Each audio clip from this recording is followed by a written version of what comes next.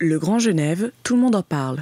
Une agglomération dont l'essor impose pourtant de nouveaux défis en matière de mobilité.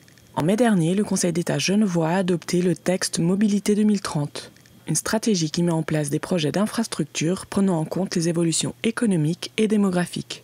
Il se base sur un constat d'augmentation et de forte croissance de la demande en déplacement, du fait de l'augmentation de la population et des emplois à l'horizon 2030. Une situation source de nombreux désagréments au quotidien. Par exemple, la vitesse des transports publics, qui dans la loi est fixée à 17 km/h. Aujourd'hui, on s'aperçoit qu'on est en dessous. Des saturations récurrentes pour le réseau voiture. Des problèmes en termes de stationnement des deux roues motorisées, en termes de stationnement des vélos, en termes de stationnement même des voitures.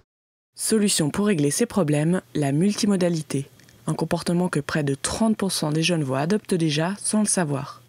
C'est utiliser le mode de transport le plus efficace ou le plus approprié en fonction de l'heure du déplacement, en fonction de son origine, sa destination, en fonction du confort qu'on souhaite. C'est utiliser sa voiture, utiliser les transports publics, utiliser le vélo, la marche à pied, là où c'est le plus pertinent. Selon le secteur où on est, on va souhaiter plutôt prioriser les modes doux et les transports publics. C'est par exemple le cas du centre-ville ou du cœur d'agglomération.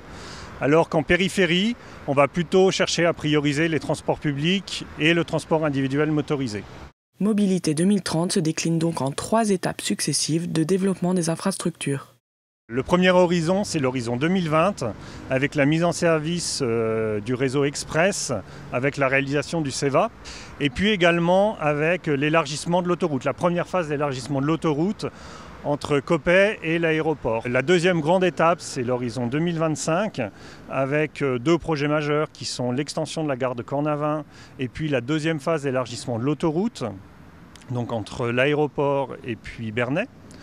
Et puis finalement la troisième phase, c'est l'horizon 2030, avec un bouclement autoroutier avec la réalisation de la traversée du lac et du contournement Est, et puis la création d'une deuxième diamétrale ferroviaire, qu'on appelle la raquette ferroviaire, entre Cornavin et l'aéroport.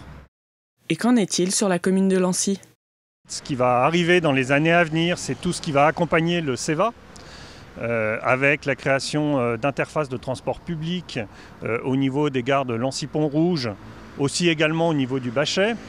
L'organisation également de tout le rabattement sur ces gares CEVA en termes de mobilité douce, en termes de transport public, en termes de voitures avec un stationnement dans des parcs relais, pour ensuite mettre les gens dans le CEVA.